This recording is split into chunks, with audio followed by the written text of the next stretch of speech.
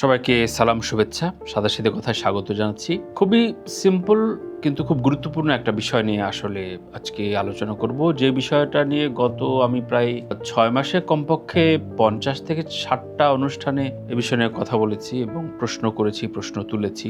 সেটা হচ্ছে বাংলাদেশি ছবির, বাংলাদেশি চলচ্চিত্রের মূলত এর জনরাটা কি, কেমন বাংলাদেশি চলচ্চিত্রের ব্যাকরণটা কি, আমরা আদৌ কি জানি, বা এটা নিয়ে কখনো এই চলচ্চিত্র সমিতির কথা বাদই দিলাম, বাংলাদেশের বিদগ্ধজন বা যারা গুণী নির্মাতা, প্রযোজক, বিশেষ করে প্রযোজকদের দায় অনেক বেশি। তারা কি ভাবেন কি? দেখেন, আমরা আমাদের দেশে একটা কালেকটিভ সোসাইটি তৈরি করতে পারি না। মানে কথাগুলো খুব ভারী ভারী শোনালেও আমি আজকে একটু বলতে চাই, ধরেন কোনো কালেকটিভ সোসাইটি নাই এই অর্থে যে আমাদের রাজনীতির নিজস্ব কোষ নাই। আমরা রাজনীতিটা করি বা যারা রাজনীতি করেন তারা এক জায়গায় কোনো একটা বিন্দুতে মিলিত না হলে একটা দেশে কিন্তু বিলং করতে পারেন। বিচ্ছিন্ন প্রত্যেকটা দল একটা চাইতে আরেকটা ক্রোধের জায়গায়। সংক্ষেপে যদি বলি, আমি আবারও চলচ্চিত্রে আসি। চলচ্চিত্রের ক্ষেত্রে দেখবেন যে স্বাধীনতোত্তর বাংলাদেশে কোন রকম ভাবে আপনি বুঝতে পারবেন না যে বাংলাদেশি চলচ্চিত্র কাকে বলে। মানে সরল দাগে যদি বিসিএস এ প্রশ্ন করা হয় যে বাংলাদেশি চলচ্চিত্র কেমন, মানে কি কি থাকলে সেটা বাংলাদেশি চলচ্চিত্র, আপনি স্পেসিফিক ভাবে বলতে পারবেন না। তারেক মাসুদ যেই চলচ্চিত্র ধারাটা নির্মাণ করেছেন, জহির রায়হান যেটা করেছেন, মোর্শেদুল ইসলামরা যে ছবিগুলো দেখিয়েছেন, কিংবা চাষী নজরুল ইসলাম কিংবা সুভাষ দত্ত যেই ছবিগুলো দেখিয়ে গিয়েছেন, সেগুলোকে কোনো কোনো ক্যাটাগরিতে বা কেউ কেউ একটা বিকল্প ধারা চলচ্চিত্র নামে অবজ্ঞা এবং অপমান করে গেছে দীর্ঘদিন, এবং মিডিয়ার কর্মীরা সহ, মানে বিকল্প ধারা চলচ্চিত্র, এবং সেটাকে মানে থাকে না রুগ্ন বা অবহেলিত সন্তান, শিশু, এগুলো নিয়ে এরকম একটা ব্যাখ্যা দিয়ে গেছে। কারণ আমাদের নিজস্ব কোনো চলচ্চিত্র কোষ তৈরি হয়নি। একটা পরিতাপের বিষয়, এটা আমি অনেক জায়গায় শেয়ার করেছি, আবারও আজকে সাথে কথায় আলাপ করি। আমি যেহেতু দীর্ঘদিন বা প্রায় 13 মাস ইউএসএ থাকলাম এবং একটা ফিল্ম ডিস্ট্রিবিউশন কোম্পানি বায়োস্কোপের সাথে কাজ করলাম, রাজ হামিদ আমার ভীষণ প্রিয় মানুষ, এবং তার সাথে থাকার এক্সপিরিয়েন্সে বেশ কিছু ডিস্ট্রিবিউটর যারা ইন্টারন্যাশনাল ছবি ডিস্ট্রিবিউশন করেন তাদের সাথে মেশার সুযোগ হয়েছে। এবং সেখানে একজন খুব বড় মাপের ডিস্ট্রিবিউটর একটা প্রশ্ন তুললেন যে তোমাদের ছবি বোঝা যায় না যে এটা বাংলাদেশের ছবি কিনা, কনফার্ম হইতে হয় ল্যাঙ্গুয়েজ বা আলাদা যে ওপরে যা লেখা থাকে এটা বাংলাদেশি ফিল্ম তখন। কারণ দেখবেন যে একটা ইরানি মুভি কিন্তু আপনি দেখলে বুঝতে পারবেন সহজে যে এটা ইরানি মুভি। মানে ওদের একটা কালার টোন, কথা বলা, ওদের ফ্রেমিং এর ভেতরে যা যা রসদ থাকবে, সেই ইনপুটগুলো, ওদের পোশাক আশাক, সব কিছুতে এক ধরনের জাতীয়তাবাদ থাকে। একইভাবে কোরিয়ান মুভি, একইভাবে হংকং মুভি, অ্যাকশন যে টাইপের, মানে রুবেল যে অ্যাকশনটা শুরু করলো, এর পরবর্তীতে যে অ্যাকশনগুলো দীর্ঘদিন মানে চলেছিল, সেটা কিন্তু হংকং থেকে অনুকরণ করা বাংলাদেশে। আর তামিল তো বলার অপেক্ষা রাখে না। আপনি ওর স্লো মোশন বা মাত্র আমি মনে করি যে 10 সেকেন্ডের একটা ফুটেজ দিলেও আপনি কিন্তু বুঝতে পারবেন যে এটা তামিল মুভি। মানে অপরিচিত কিন্তু বুঝতে পারবেন যে এটা তামিল ক্যাটাগরি, মানে তামিল, মালায়ালাম, এগুলো আপনি বুঝতে পারবেন। এরকম ভিন্ন ভিন্ন ভাগ আছে। আপনি একটা ব্রিটিশ ফিল্ম দেখেন, ব্রিটিশ ফিল্মে হিরো হিরোইন বা ওদের ক্যারেক্টারগুলো ঠিক ব্রিটিশ কালচারে, মানে ওই গল্প অনুযায়ী ব্রিটিশ কালচারে কিন্তু নির্মিত। এখন চলচ্চিত্র তো অবশ্যই সময়কে ধরে রাখে, সময়ের কথা বলে, একই সাথে কালচারটাও বিশ্ববাজারে তুলে ধরে। বাংলাদেশে কোনো কোনো ছবি আপনি দেখে বুঝতে পারবেন না এটা তামিল মুভি না হংকং মুভি। কোনোটা মনে হবে যে অনুরাগ কাশ্যপ যেটা করে গেছে ঠিক ওই ফ্রেম টু ফ্রেমে নকল করছেন। ঠিক এই কারণে থাম্বনেলে যে ছবিটা দেখেছেন যে তানিম নূরের প্রতি আমাদের একটা বড় আস্থার জায়গা তৈরি হয়েছে।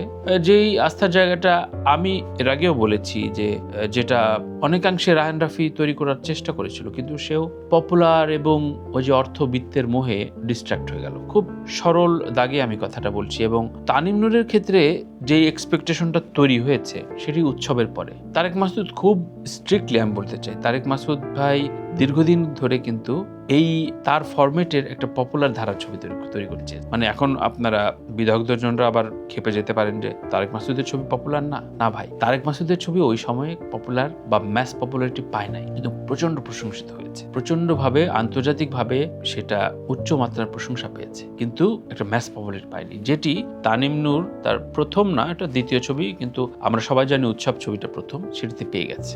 উৎসব ছবিতে কি আছে? সরল সাধারণ বাংলাদেশের একটা গল্প। হ্যাঁ, ক্রিসমাস ক্যারল থেকে অনুপ্রাণিত হয়ে ছবিটা তৈরি করেছেন, কিন্তু আপনি প্রত্যেকটা ক্যারেক্টার, চরিত্র, সেই মফস্বলী ঘরানার ঘরবাড়ি এবং সেই গেস্টার, বিয়ের অনুষ্ঠানের আয়োজন, বড়দের সাথে কথা, সেলুন, আপনি দেখেন সবকিছুতে কিন্তু উৎসবে আপনি সেটি পাবেন। এবং 90s রক ব্যান্ড, এই সব বিষয়গুলো, এবং আপনি কালচারটা আপনি যদি না দেখেন একটা ক্যারেক্টারের, সেই ক্যারেক্টার যদি উদ্ভট অন্য দেশের কালচার বিলং করে, আপনি সেই ছবিকে কিভাবে বিশ্বাস করবেন? সেগুলো পপুলার হয়েছে, হবেও হয়তো সামনে। তো এই পপুলারিটি আপনি বাংলাদেশি নিজস্ব দর্শক তৈরি করেন, যেটি তৈরি করতে চেষ্টা করছে তাননূর, কারণ ওর একটি ছবি হিট হয়েছে এবং ঈদে আসছে বনলতা এক্সপ্রেস। দেখেন, ঈদে উৎসবকে এক্সিট করার জন্য সে নানানভাবে নানামুখী চেষ্টা করেছে। প্রথমত চেষ্টা করেছে ঈদে হুমায়ুন আহমেদকে সংযুক্ত করার জন্য। এরপরে দেখেন ছবিতে অর্থহীন ব্যান্ডের একটি গান রয়েছে এবং আইয়ুব বাচ্চুর বাংলাদেশ গানটি রয়েছে। এই যে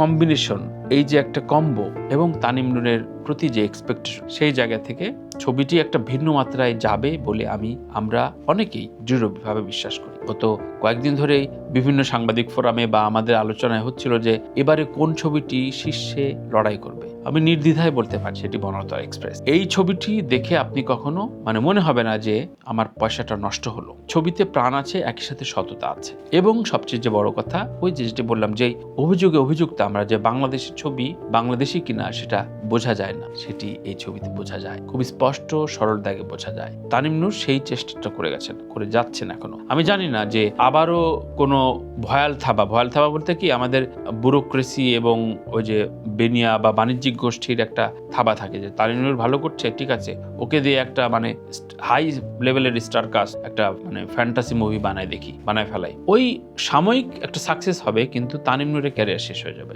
এই ধরনের লোভে পড়ে পেছনের বেশ কিছু তারকার ক্যারিয়ার শেষ হয়ে গেছে। কারণ এরবারে বলবেন যে আর কি চলচ্চিত্র নির্মাতা নাই?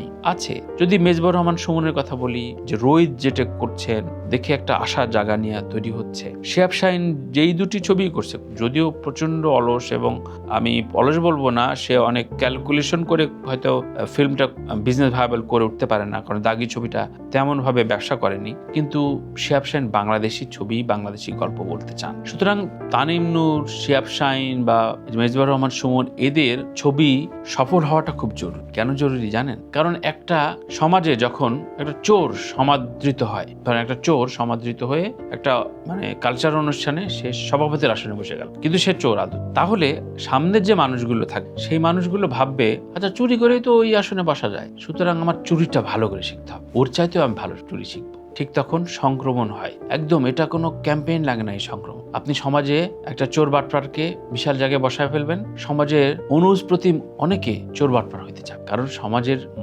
সামাজিক মর্যাদার লোভ সবার থাকে। ঠিক একইভাবে একটা ভালো কিছু যখন খুব সমাদৃত হয়, তখন সবাই সে ভালোটার ভেতরে খুঁজতে চায় যে তানিম নূর কেমনে উৎসব বানায়া ওই সময়ের তাণ্ডব বা বড় বড় বাজেটের ছবি পিছায় ফেলায় দেয়। ইভেন স্টিল যখন কথা বলছি 2-3 মাস চলে গেছে, ছবিটি এখনো বিভিন্ন হলে চলছে। বনলতা এক্সপ্রেস একটা হাই লেভেলের এক্সপেকটেশন নিয়ে তানিম নূর তৈরি করছেন, কারণ উৎসব দেখার পর অনেক খবর আসে না যে শাকিব খানের জন্য ওই গ্রামে একটা সিনেমা হল খুললো, 2 মাসে সাফ করলো। আপনি দেখছেন যে ওই সিনেমা হল আর রেগুলার চলে নাই, ওই ঈদে 5টা শো 7টা শো চলে শেষ।